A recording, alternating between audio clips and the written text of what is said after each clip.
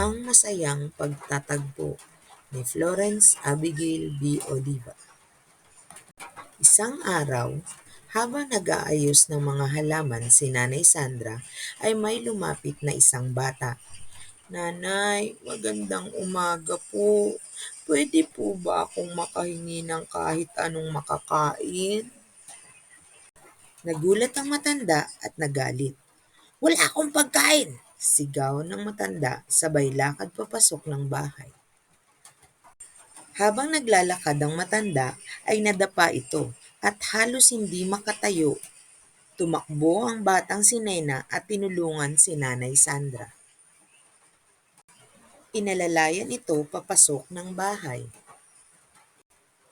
Ginamot ang galos na natamo ng matanda.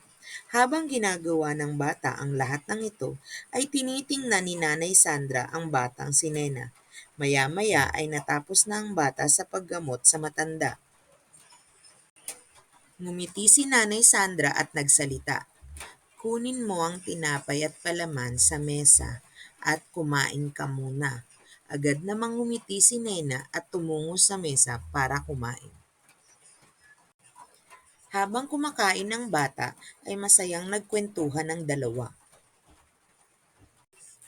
Nang aalis na si Nena, "Nanay Sandra, maraming salamat po sa pagkain." Sumagot si Nanay Sandra, "Walang anuman, at salamat din sa pagtulong mo sa akin." The end.